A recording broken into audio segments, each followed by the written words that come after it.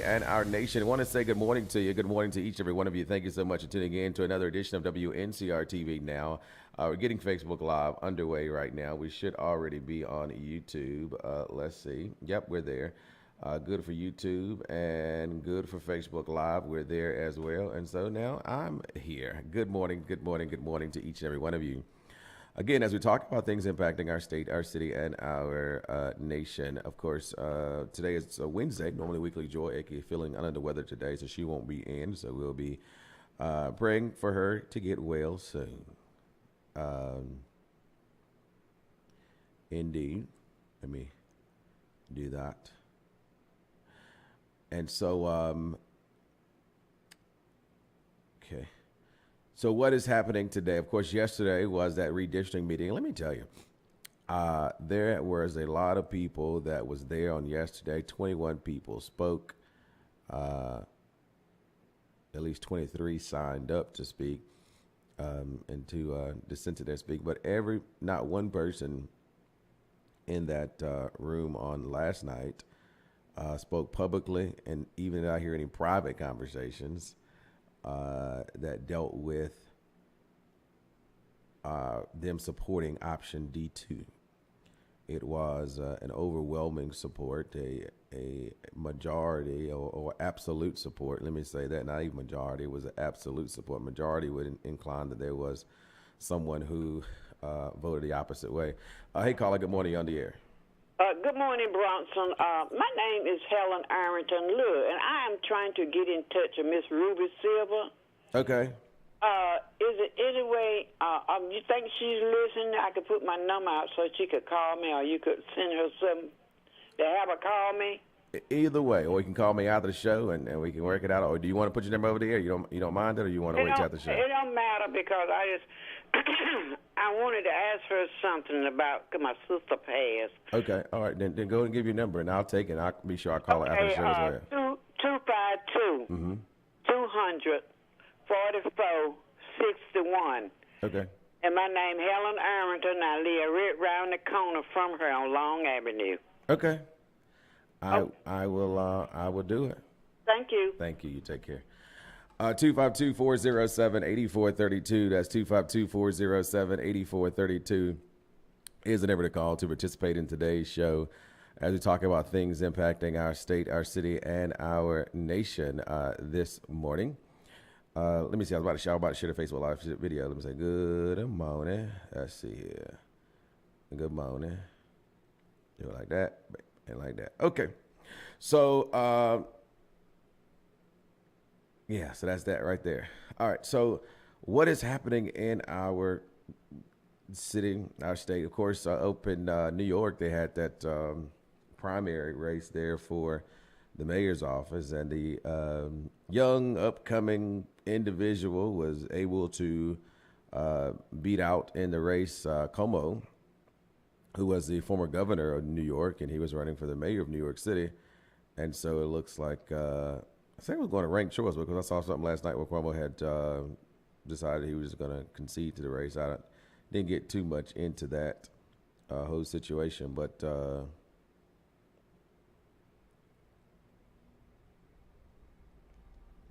yeah, so, okay. So, yeah, they don't have to go to ranked choice because Cuomo conceded in a surprise move, so wasn't going to do it again. So he declares a victory in the Democratic mayoral primary. So congratulations to Zoran, Madini, I guess, Madani, who is the primary for New York City mayor. And, of course, the Sean Diddy Combs case is still going on there as well. And let's see what's happening here in North Carolina. Of course, it's going to be another hot day already. 80 counties in North Carolina and one Virginia county under an alert for this extreme weather.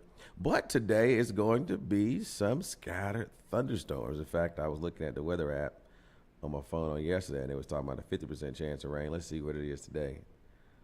40. Oh, well, no, it's tomorrow. I thought we had a chance of rain today. Man, I was hoping for that rain today. Okay. It did say that, if I ain't mistaken, yesterday. But anyway, Another extreme heat warning. Conditions are expected to last until 8 p.m. tonight. Whew. Yeah, hot. Highs near 96 degrees today, with lows around 78 degrees. Currently, it's 83 degrees, so we've already there. While it's 83 degrees in the Rocky Mountains, say it already feels like 90, so I can't imagine what it's going to feel like when it gets 96. It's going to feel like 117, I guess. So that is what's going on there. So if you don't need to be out, don't be out. And I said, the Lord know how to send some rain after all this high and heavy heat, and perhaps He'll still do that in such timing. This is interesting. So this says millions of dollars in disaster relief funds are stalled in North Carolina General Assembly as Republican leaders squabble over details of a proposal to help victims of Hurricane Helene. The state House representatives on Tuesday voted unanimously to reject the $700 million package passed by the Senate on Monday, which would have directed nearly $2 billion more in federal towards various projects. Helene, North Carolina, which hit the state in September, was the most devastating storm in the state's history. It killed more than 100 people, caused an estimated of $60 billion in damage, according to state officials. Of course, House Speaker Dustin Hall, a Republican from Cadwell, on Tuesday said members of his chamber took issue on how the state senators changed their proposal previously approved by the House. A House plan would have sent a little over $450 million in state funds on Helene, in addition to the $1.6 billion that's already been approved. The House plan also included grants for small businesses, a proposal that the Senate gutted. Hall also said the House wanted to continue pushing for grants. The House also objects to the Senate's plan to fund transportation projects, he said.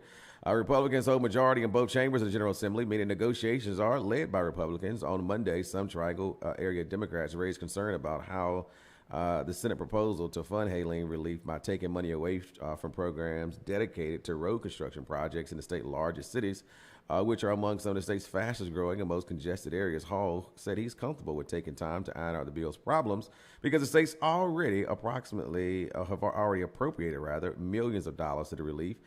State lawmakers have already approved $1.6 billion in Helene aid. The federal government is also expected to chip in billions more, though the money has been slow to trickle into the state, and President Donald Trump has declined North Carolina's request for additional funding. Hall speculated that the two sides might find some resolution. So it's going to be interesting. In the meantime, Governor Josh Stein is calling Republican leaders to hurry up. In a statement Tuesday afternoon, Stein said Helene victims cannot afford the process to get in the way, rather. The legislature should work quickly on this week to set aside the differences and do the job to support the people rebuilding after Helene. Stein said, I stand ready and solely for the relief is at the door. So that is what's happening there. And, you go back to campaign stuff, and everybody want to go over to the western part of the state, and then after they get your vote, they say, well, we got some road construction, got some issues. Well, we got some businesses who need some grants. While we campaign on building back and restoring and reliving and all that good stuff for the western part of the state, we lied. We just wanted your vote. People do that all the time. At the end of the day, something that I have trouble with, lying to get votes, but that's just me. Also, former candidate for North Carolina auditor is charged with threatening to kill a state senator over the shrimp ban. Anthony Street, 44, was arrested last week at the State Bureau of Investigation as he was charged with communicating threats to a legislative aide or court official. A Brunswick County elected official or former candidate for statewide of office was charged with threatening to kill a state lawmaker over a proposed shrimp trawling ban. So that's interesting as well. He was held under a $25,000 bond there.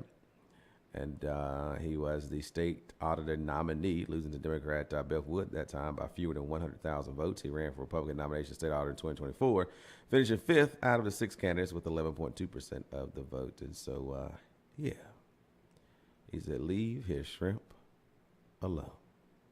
How about that? So we talked about the school system and the redistricting again. One of the things that was brought out in the meeting on last night, which of course Angela Bryant talked about as well, was option C kept communities together. And I reminded the school board members on last evening that when they was going through the demerger process, the whole conversation was about unity and uniting Edgecombe County kids with the rest of Edgecombe County children. And hopefully they'll have that same tone when they're looking at redistricting their votes, their districts. in which they will have that same emphasis on keeping communities as united as best possible. And understanding that every person who was in that room last night probably knew of at least 20 plus people who would be voting at either way, no matter what the districts are turned out. And so people should be participating in the process and voting on who has the best interest of children at heart, and giving more people opportunity to participate in the electoral process on the candidate side and on the voter side as well in fair and balanced maps. That's ultimately what the goal is, to ensure that is done. And a press release from yesterday from the Rocky Mount, the city of Rocky Mount, should I say. Rocky Mount adopts its $279 million fiscal year 2026 budget to advance strategic growth and sustainability. The city of Rocky Mount adopts the City of Rocky Mount Council has officially adopted a $279 million budget for fiscal year 2026, reinforcing the city's commitment to strategic investment in staff, services, infrastructure, long-term fiscal responsibility. The newly adopted budget reflects on a forward-thinking approach to meet the evolving needs of the Twin Counties. Through a balance of prudent and financial planning and responsive governance, the fiscal year 2026 budget prioritize the enhancements of public services, the crucial infrastructure upgrades, and the support and development of city staff. The budget represents a significant step in ensuring Rocky Mount remains a vibrant, resilient, and inclusive city, said City Manager Elton Daniels. By aligning our financial resources with our strategic goals, we are laying a strong foundation for long-term sustainability and growth. Key highlights of the fiscal year 2026 budget includes the replacement of fire apparatus, strategic investments in employee recruitment, retention, training, strengthen municipal operations, adjusts the city property tax rate to 62 cents per $100 in valuation, or assessed value, should I say, major capital investment in public works and parks and rec, upgrades to improve electric systems, transmissions, and distribution and capacity, explains the development of gas system, modernize the water treatment and expansion of sewer infrastructure, implementation of solutions to improve neighborhood drainage, the restoration of fund balance, and 3, reclassify positions, facility engineer, Center City Economic Development Manager, and a chief building inspector. The budget was developed through collaboration and transparent process with the guidance from city council, staff, and community stakeholders. As Rocky Mount continues to grow, the fiscal year 26 budget ensures that the city is well positioned to deliver high quality services while meeting both current and future demands. The adopted fiscal year budget positions Rocky Mount for long-term financial health while addressing today's operational demands by investing in employees, critical infrastructure, and core services. The city remains committed to developing high-quality service and preparing for a responsible future growth. Of course, you can view this complete city budget by going to the City of Rocky Mount's website and going to the budget office page, or you can contact the city manager's office at 972-1325 is the number there. So that is going on there. And so remember, there is, with the property tax rate being at 62 cents per 100, a home valued at $150,000, the annual city property tax is going to be about $930. Rate changes for the average monthly household electric, you're going to see at least a plus $5 increase in your electric cost, $1.35 in your water costs, a $2.75 on your sewer costs, $1 on your stormwater cost, an additional $2.25 on your solid waste cost. And so these are going to be monthly costs in addition to the average of a $930 for homes valued at $150,000. And if you're more than that, God bless you. Hey, caller, good morning on the air. Good morning, Mr. Bronson. Good morning. I have several questions for you this morning. Okay. Is it true that the city of Rocky Mount leased vehicles from Enterprise for the employees? They did start that. So, why? it was cheaper for them to do that than to buy vehicles. So for years they were buying vehicles and surplusing them out and all that kind of stuff. And so with the leasing situation through the enterprise group, they were able to produce some savings with leasing the things. So have they put the numbers on the table as far as buying and leasing? They did. So when they went to the discussion on that, that was in one of those committee as a whole meetings some years ago, where they showed the pros and cons to leasing vehicles versus their current, or at that time, their purchasing thing. And I think it's, obviously some vehicles they still gonna purchase, right? Like fire trucks and stuff, they just gotta purchase those. They can't lease those. But the traditional cars that they would buy for development services and all these other parks and rec, they got out of the business of buying them and owning them and leasing them. Okay, my other question, why do some of the employees drive the vehicles home? Why can't they do like the bus drivers, come to downtown and pick up the vehicles? Why do they drive them home? The only thing I can think of is it would become a benefit to the employee that they are able to have take-home vehicles, and so that is in addition to their salaries and et cetera, to make it more competitive than any other neighboring county or city that may be hiring a similar staff position. They're able to have an additional benefit class for those individuals. Say, this is why I should come work in our city, because we also have take-home vehicles. So do they sponsor gas also? Hey, I would think in a city-home vehicle, they would be paying for gas. Mm-hmm. See, that's so wasteful. That is just wasteful, in my opinion.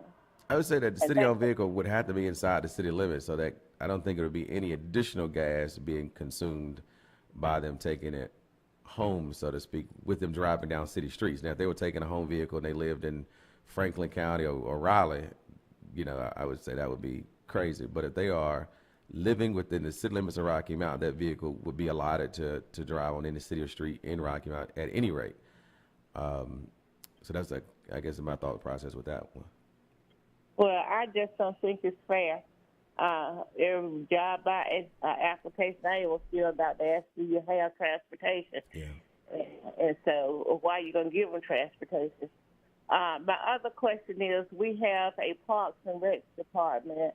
Why are they leasing out contracts to people to keep properties clean? That has been a thing that I don't know going on for years. Ever since I was probably 9 or 10 years old. I remember the Moore family having that contract and keeping the parks clean and all that stuff. That is something they've been doing for a number of years. I don't know if they ever, and I think they continue to say it is more cost appropriate for the city to contract those services out than to pay an employee with the hourly wages, the benefits, the health care, all the other costs associated with it. That it's cheaper just to contract that out and thus saving the taxpayers money, but keeping the same level of service. I don't believe that. If you got a department that's responsible for cleaning, they should do all the cleaning. And if that's so, if they're leasing it out, why haven't they leased over there to Unity Cemetery to clean that? Well, these people are just cleaning trash and like dumping trash cans and picking up trash out the parks. And so they also have to buy their own supplies. So the city don't supply them with trash bags or anything of that nature. All that's inclusive of the contract. I don't even know what the contract is. I remember some years ago it was like $60,000 or $70,000 a year.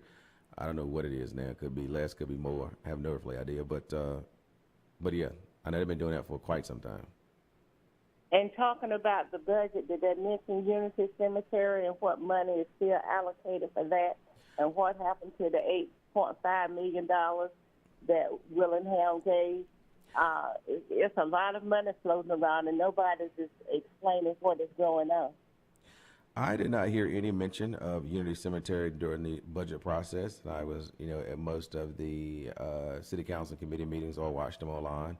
So that wasn't a direct conversation. That was on the priority block of those people sitting around the desk asking questions.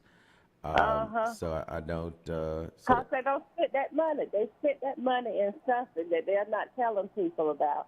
I guarantee you that. I truly feel they have taken that line item off the budget and used it for something else.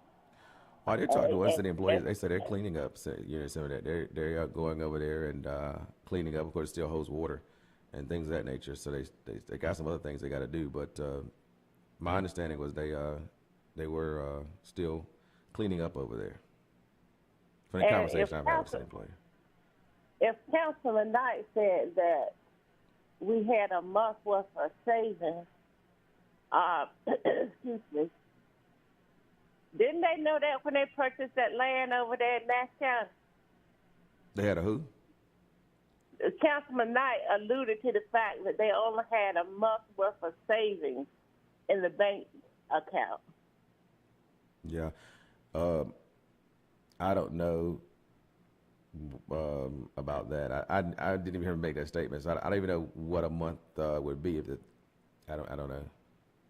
Well, that's what he said. He said that's all they have, about a month worth of savings. Well, I don't know too much they did to correct that problem. But anyway, that's as someone said, that's water under the bridge. But, well, yeah, that's true. But my thought of it is, and looking at it, and they're talking about giving merit pay, the tax increase is going to be simpler for employees. So they're going to take from our pocket to give to somebody else's pocket.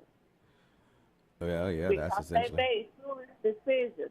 I'm going to be bold enough to say it. Mm-hmm. They have spent a lot of unnecessary money, as far as I'm concerned, and then come back to us and want to raise taxes or have raised taxes. Like I said yesterday, most seniors are trying to stay above ground. Mm-hmm.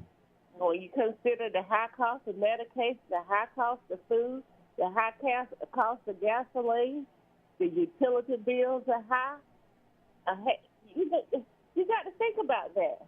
Oh yeah, and I do. And I just don't see why my light bill is so high when I do not use lights other than one lamp in my house. I just don't get it. Yeah. I'm the type person. I keep one lamp on pretty much, and that's it. And you come back every month with $400 and $500 light bills. That's ridiculous. For what? Mm-hmm. And I did see something about the $8.5 million from the state grant, and I'm trying to find that as well to answer your question on that. There was something that happened, I think, earlier this year in regards to that. So I'm looking for that too. So I ain't forgot that question that you mentioned as well.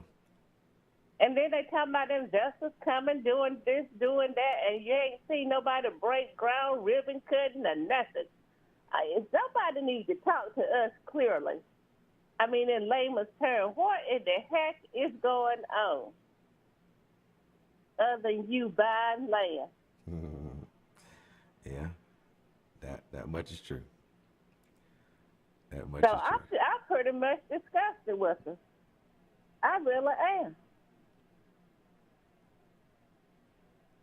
And I don't care who's in what ward. Somebody needs to talk to us. If they try to do a halfway cleansing on Monday night, clean everything up. Let's start over again. Just talk to the people, and we'll have a clear understanding and not, stay in confusion all the time about certain things. They promise you never get. Mm-hmm. Yeah. That has been the way of the land here at the end of the day. And again, I think most of the time they count on people for getting stuff. And so you don't go back and ask questions about it. And then they talking about this parking deck for the event center. What's going to happen when they bring this judiciary center down here on Atlantic Avenue? Where they going to park then? There ain't no parking around here. When they bring what now? I'm sorry? The new judiciary center. I'm saying it wrong. Oh, the judiciary. Where the people going to park at?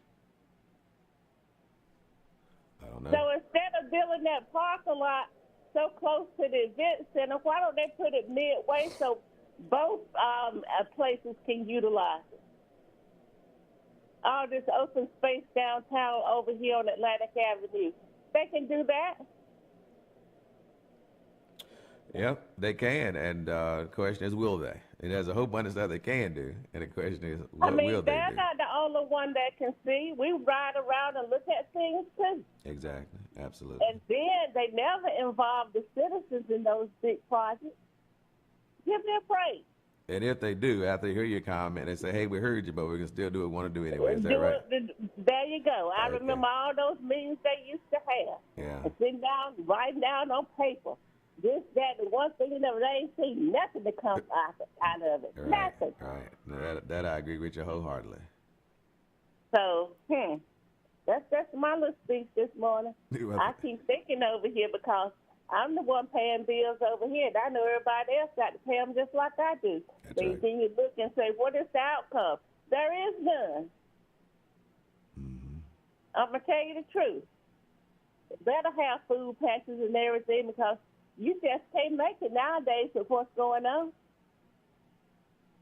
And it's not that you have food insecurities, but you're looking out for a rainy day. Exactly. Thank you. Thank you. Thank you. And it was the April 14th meeting, and so I'm trying to find the item there that deals with that situation.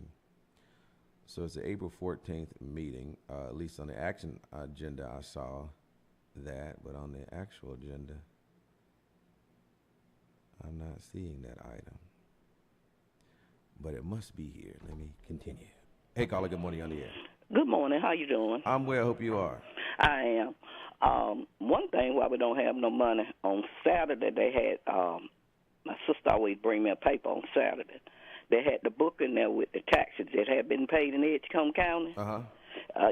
You could take it to school and use it all year long. That's how many houses and land in Edgecombe County where people have not paid taxes. Mm-hmm. Let me not pay my taxes. I'm just amazed at that many people that had, and I can understand they may not have the money or whatever, but something got to be done. Mm-hmm. And they was working on a house down. They started in January by my house. They was working on it. I'm nosy like that. So I asked them, the guy was cutting the grass. I said, well, what happened? He said, we ain't got nobody to work on it. You know what that means, right? Mm-hmm. They ain't got no money for paying. No, they ain't got nothing to do with money. What's that? They got to do with people. Oh, They gotcha. Well, that part too. Yeah, okay. When you ride around town, who you see doing the roofs, who you see working on houses, Mm-hmm. you don't see these people. We went to Greenville, and when they doing sweet potatoes and stuff, you see the field covered. You saw 3 or 4 people out there. You see most soldier beans, or what they call soybeans, in the fields this time because you can just spread those. You don't need people to do the sweet potatoes and the other stuff that they're growing. You see what I'm saying? Absolutely. Y'all got what you asked for. Hmm. You wanted these people gone, and now they're gone. Wow. So now you picking up folks at Home Depot, out the fields and all that foolishness. They voted for it. What did he say? Oh, we're not going to have no wars. Anytime you strike a country, to me, you getting ready to do something. Mm-hmm. That's May right. not happen today. And just like my son told me, he said, you know what, Ma? He said, we ain't heard nothing from that little man in China. That little man working on something. When you get quiet, don't nobody hear nothing. It's something going on. We're not looking at that. We so busy got our focus on this, and then you taking your focus off that. Mm-hmm. We had our focus on things that we were trying to do in Edgecombe County. They were there buying our $3 million worth of land across there from Nash Tech. Mm-hmm. You see what I'm saying? Mm-hmm. Mm-hmm. That's A big empty field. I ain't seen nothing out there yet. Uh-huh. Now, how long is that field going to sit out there before you bring some jobs? That's my thought. Absolutely. And now what we're looking at is, from what I'm getting, when Pfizer get through, you won't even have 600 people. Wow. Every day they letting people go. Same thing at Cummins. You go to work, man across the street from me, he works at Cummins. He said I was off 12 days. We couldn't get the parts. Mm. They was promised jobs, low grocery, low gas, and we doing everything but what he promised these people. And you know what? He don't care now. He done got their vote. That's right. All he care about is filling up his pocket. He's getting rich. Now you got a telephone. Now you done start a cell phone company, you and your sons. But it ain't nothing. I was telling somebody in the store, person stopped and looked at me. I don't care nothing about you looking. And I said it and I meant it. Uh-huh. Y'all was a bunch of fools. Because guess what? It ain't nothing he didn't tell you he won't going to do in that 2025 book. Now it's coming to pass. They asked him, did you read the book? He said, no, I didn't read it. He didn't say he didn't see it. Mm-hmm. He said he didn't read it. But I can stand there and tell you what's in the book, and I ain't got to read it. Uh-huh. You see what I'm saying? I got you. And now you suffering. And now you hear these folks talking about, well, why the black people at home? Why black people ain't out there helping us protest?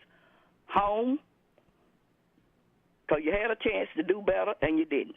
That part. Now you getting what you deserve. I hate to say it, I'm a Christian, but guess what? People keep talking about this is a Christian country. No, people in this country is Christians. This is not a Christian country. Last night on the news, you talking about building all these bunkers and mess out there with alligators and stuff to put people. And you talking about you a Christian? Mm. You pull it up on the night the news on what Lester Hope did. They showed it last night on the news. Talking about they won't get away from this. Almost like, what was it, Alcatraz? Uh-huh.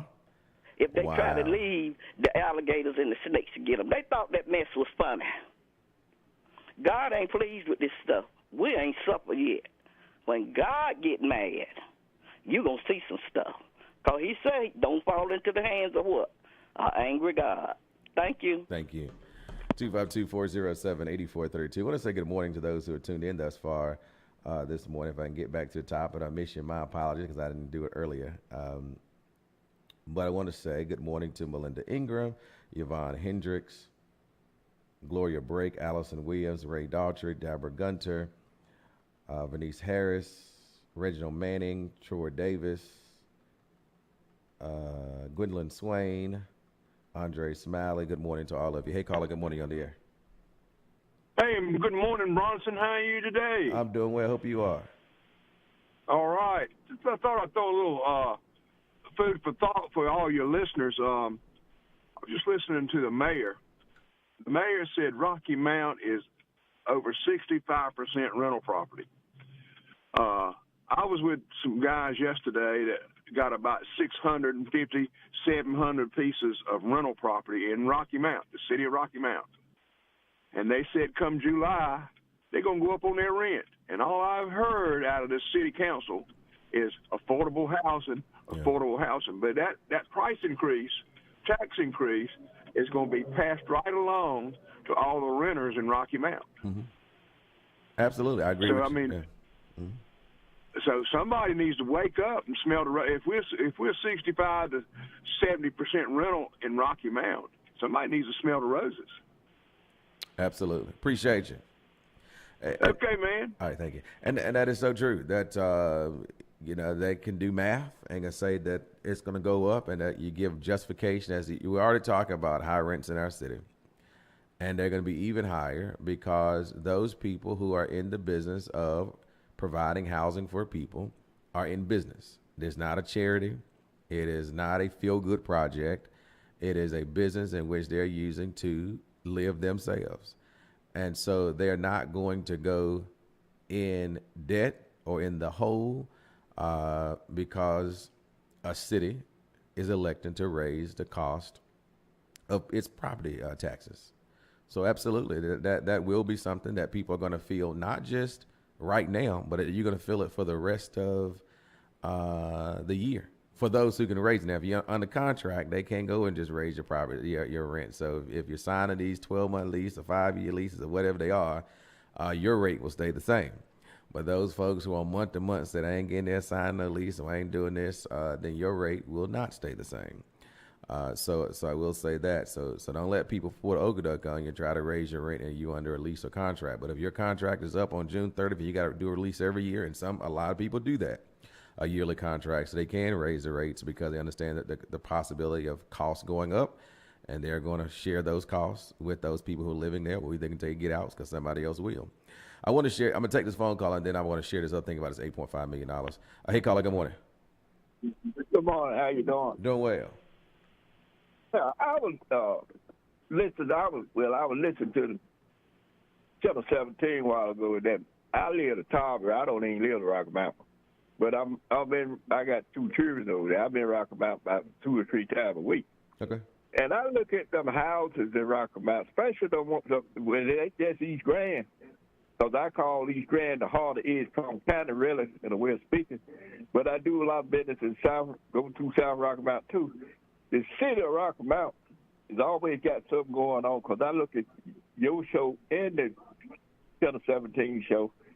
I don't understand the city of Rocky Mountain letting them houses go down like they do. Because if they really wanted to, they could do something about that.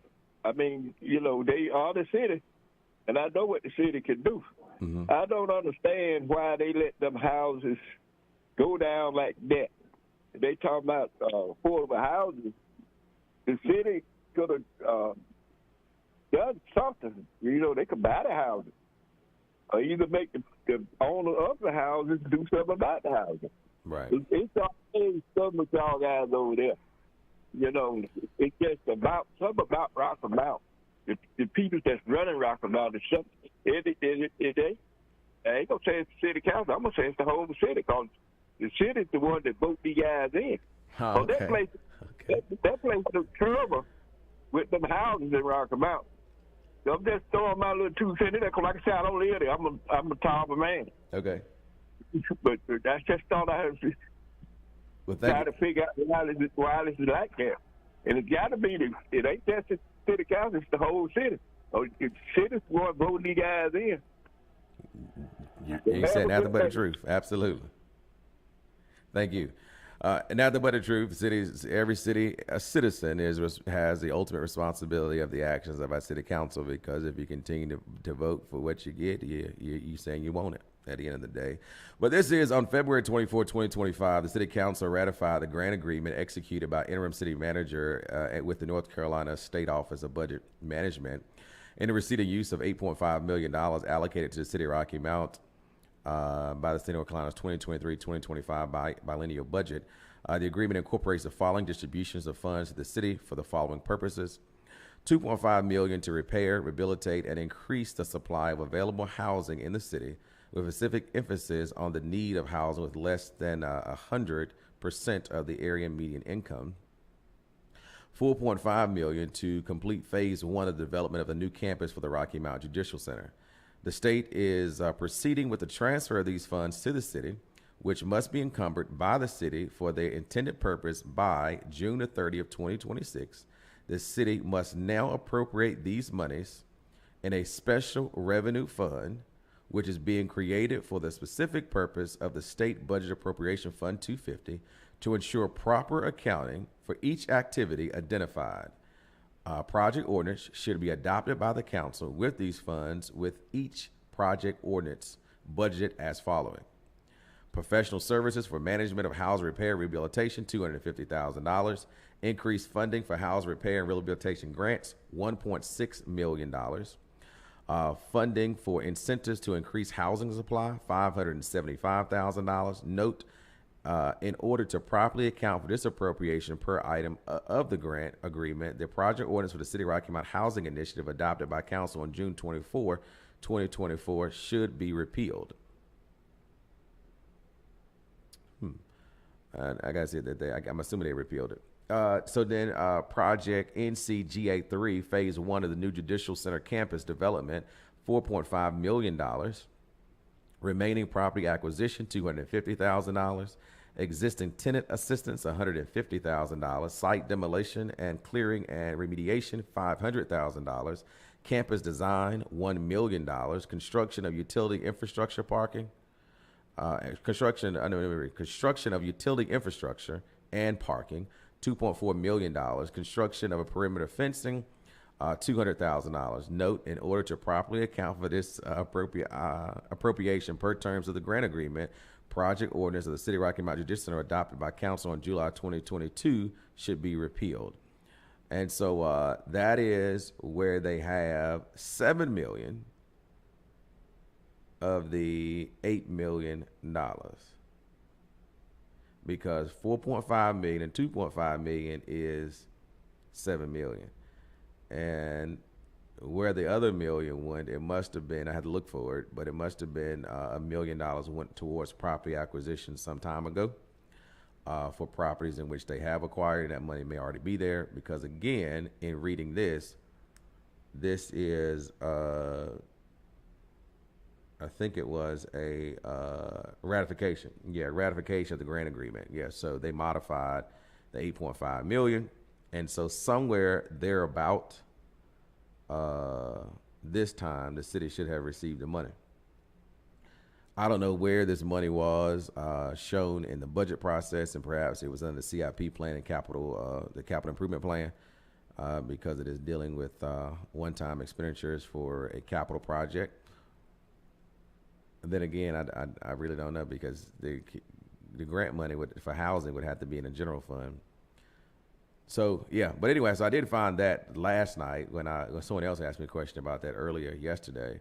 So I went and did my research and found it was an April thing, and was able to find it again. So again, I will say this: I still appreciate the fact that the city council has they have directed staff to put information on the city website.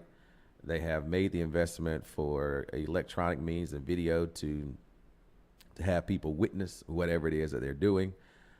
So that I appreciate, because again, you can go back and say, well, these are the facts, because oftentimes what people will do is say, Bronson, others, whoever, don't have all the facts. They're lying and this, that, and the third. Well, oftentimes, if people are lying, they're lying with information that they're reading straight from the City of Rocky Mount's website. No additional analyzation of it. It is reading it verbatim, as you saw me just read a few moments ago, verbatim. We're $7 million. And then after reading that, then I had a question about the 1 million. But then I would say, because I just have good faith, that city is operating under good faith, is that the additional $1 million that would equate to the total 8.5 would have had to been used for property acquisition. And so that is why I say, what in the world happened to the other dollars that exist? That has been spent? Because some of the stuff they say, oh, we did it for this, but no, here's 8.5 million from the state allocation that you're going to get. Now, again, if the city spent monies out of its own fund balance to pay for these things and then get the $8.5 million from the state government, then they would be perhaps able to recover that money back to the general fund, because they spent it, they got the receipts for it, and this money was for that. And so some of that money could go back to the fund balance if they use fund balance money to buy it in the first place. Again, that's a legal question. You have to ask legal attorneys about that, but I don't know.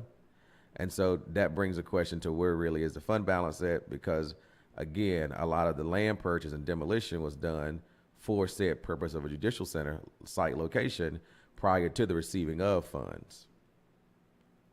And so that's, and then where did that money come from? Did it come from fund balance? Did it come from general use money? So, so how did you pay for that money to do that? Because no one comes out and work for free and tear down an old restaurant or tear down this and tear down that and grade a land, the dirt. No one does that. So there was a cost associated with it. Where did that money come from? Was it a budget item? Was it an unexpected item? And here's the thing: I say unexpected. It ain't unexpected because we told them to do it. Yeah, but when you adopt a budget in June of last year, did you at that time have the forethought to see what you're going to do in that next fiscal year? Because that's the purpose of budget planning. Budget planning is saying, hey, we're going to commit to doing these things. But what happens is you'll plan from January to June what you're going to do. July, you pass the budget. And then July through next June, you can say, oh, scrap that budget. This is now our priority. But you just voted on a priority document, which is called your budget. And you're going to say, forget that. And if people are not conscious during these next couple of months, you're going to see the same thing happen again. It's going to be something that somebody wants, something that they want to do, that we ain't talking about in the budget. We nobody heard nothing about it. Might have heard rumors about this, rumors about that, but ain't nobody. Again, talk about a parking deck. I ain't seen nothing no budget talking about a parking deck. I where? So where in the world is these things gonna come up at between July, and I'm not saying they can't come up, but then the question is, do you have to do them right then? Now again, if the AC goes out at your home, at your business, that's something you gotta do right then. But if we've got a parking situation, do you got to start constructing a parking deck right then? Do you have to do whatever it is they're doing right then, whatever that right then is? And so oftentimes they'll go in and use this fund balance money because they want to do these right then projects. Oh, I got somebody running for office this year, and I need some more money in my ward because I ain't done that the last 3 years. So I'm going to get the city council to figure out how we can get some money in this ward so I can tell people I've been doing so. I've seen that year after year. And as a caller from Tarboro said, it's the whole city of Rocky Mount. It's all the citizens in Rocky Mount who continue to be concerned and worried about the direction of the city and feeling as though your voice doesn't matter. In fact, let me see. This is city council agenda. Well, let's look at this as the first thing so the second item on the council agendas every month, it says the city council vision statement. The Rocky Mount is a city composed of people of diverse backgrounds, heritages, and interests with shared sense of value and stewardship and community. It is a city where all citizens have the opportunity to realize their full potential through individual initiatives and community support. Its citizens enjoy the value, the benefits of efficient, cost-effective, responsive public service and a strong, diversified economy and superior and cultural educational resources. Rocky Mount recognizes and appreciates its history while responding to the challenges and opportunities of the region and global change in a proactive and realistic manner. That is the mission and the vision for the city of Rocky Mount. But one part in it talks about to be efficient, to be cost effective, and to be responsive to public services. Citizens enjoy and value the benefits of efficient, cost-effective, and responsive public services. And so when there is conversation, a budget talking about cutting this and cutting that and cutting that, sounds to me that a city then would be operating within its own vision, that it wants its citizens to enjoy efficiency, it wants its citizens to enjoy cost effectiveness, and it wants its city to enjoy responsive public service. So we cannot be complaining about cuts that are necessary or either cuts that's going to make government more cost efficient because that is going to keep more monies in the citizens' pockets. But it seems as though it's the reverse of that we want to tax folks to death, service them to death. Now, I will say this about service because I'm a business person myself. When it comes to services, if the city is not generating the necessary revenue to cover the cost of the services being performed, it is in good business practice to be sure that the fees match the cost of services. That's, to me, a no-brainer on that situation. However, now, I'll also say this with a caveat with utilities and all this kind of stuff. If we are then taking money from the utility department and moving it to our general fund, and now utilities don't have it and able to cover the cost, then that's a whole other situation. So we start looking at these transfers and start looking at administrative fees and all this kind of stuff. Are they in line with the real work of utilities, or are they in line to subsidize the general fund of the city? And if that is the case, then the cost of service analysis and reports they do, are they taking consideration those dollars, or are they wiped out and saying this is the raw cost, this is what the city's buying wholesale power for, this is what it costs to have the direct people in the electric department for management to people going out reading meters and et cetera. Here are the raw numbers for that. Here's the benefits, This is what your actual cost is. This is what you're charging for. This is what your anticipated revenues are. Now, that is way higher, then there is no necessity for that. Now, if you've got transfers going over subsidizing other stuff, and the other piece I would say, I don't know how they could do it, but they say, hey, we got to transfer these in because our finance office is doing A, B, C, D, and G of our utilities. Well, one of the best ways to fix that is to say, well, how many people in the finance office is doing this utility work? If it's 4, 5, 6 people, whatever it is, okay, we're going to take those 4, 5, 6 people, and we're going to put them in the utility department under utilities enterprise finances. And they're going to be solely for that. So that means now you're going to eliminate the transfer of utility dollars from the enterprise fund to your general fund, because you no longer will have the rationale or reason to say that we have to do these administrative service fees in order to cover what finance is doing for it, right? And then if there are some other things you say, then then the city bills enterprise a cost for doing it and say this is what it is for some smaller things. But if most of that is you send in finance and you calculate the millions of dollars being sent over there, people in finance ain't making millions of dollars a year. They just ain't. So again, I got a high school diploma and then some other got a college degree, but I still ain't the smartest person in the cookie jar. So I'm still trying to figure out some of those things as well, because my major wasn't finance. In fact, it was communications.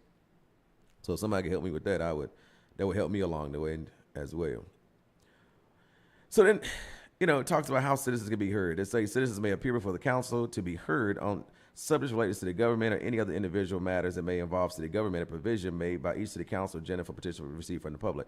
So here it is. Every city council meeting, you got an opportunity to say, hey, this is what's going on in the city. You hear it and what's being done. Some stuff I will say I hear that they did resolve whatever matters. So it ain't that everything goes in one ear, goes out the other. Goes in one ear, goes out the other. But it is some stuff they do work on. But other things, it is like, hey, we're going to do this because it's a part of the process. The process says we must go through this public hearing. The process says we must hear it. But at the end of the day, I don't really care what the citizens talking about. We're going to do what we're going to do at the end of the day. And then once we do it and it don't work, then we're going to say, well, come back, citizens. I need y'all to bail me out because this ain't what we thought it was going to be. Well, we told you that ain't what it was going to be. We took our time and told you that ain't what it is. Hey, caller, good morning. Good morning. Good morning. Good morning. How you doing this morning? Doing well. How about yourself? All right. I had to call in because, I was looking at the committee whole meeting a couple of weeks ago when Councilman Knight and Daughtry got into it about the misappropriation of the money and all that. If Daughtry's had a part in this, then he need to explain to the citizens where this money went, what it was used for. And the other thing I want to say is this right here. The city council have to involve the citizens in decision making. I disagree with them just taking money, doing what they want to do with it, and not involving the citizens. The citizens need to know. We are the taxpayers. We need to know. And then, Bronx, I'm going to go back to what I said, Ward 1 through 4. The city has a lot of money. They can fool people, but they can't fool me. They could take $1 million and put in each ward, 1 through 4. These guys that's on the street, a lot of them are talented guys.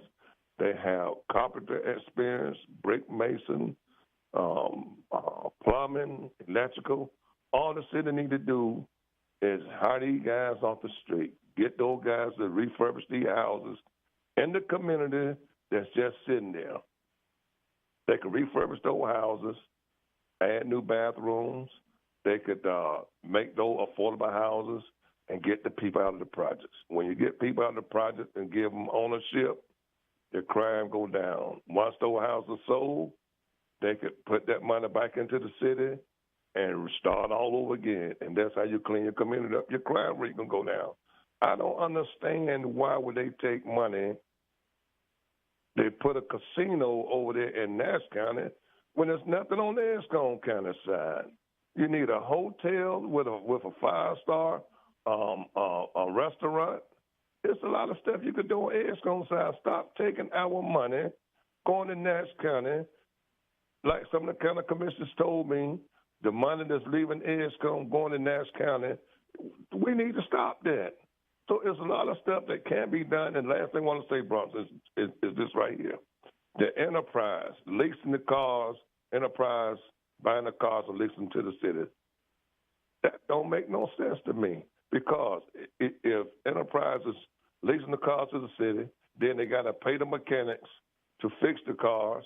Hey, by the time enterprise charge $2 or $3 million a year or $4 million a year, that's the same money that could have been paying the employees like they did 25 years ago at the city. They had their own mechanics, and taxes weren't that high, and the budget won't blow on the hell like that. So then the city need to rethink and involve the citizens, or get somebody else to go in there and do the job. And then Elton Daniels, let that man do his job. Let him do his job. Stay out of it. Let the man do his job. Y'all hired him. Let him do the job, and then let him report back to y'all what he sees best. Mm-hmm. Thank you. Mm-hmm. Yeah, I think that is oftentimes what the city's thing is. There, I don't know what the lease amount is for enterprise. I do see that at the meeting just the other day, they appropriated $633,000, increased the appropriation to enterprise. And again, I don't know what that means. They start getting, because they didn't start out with every vehicle with the city. I mean, every department or something like that. They kind of rolled into it because they wanted to do a test model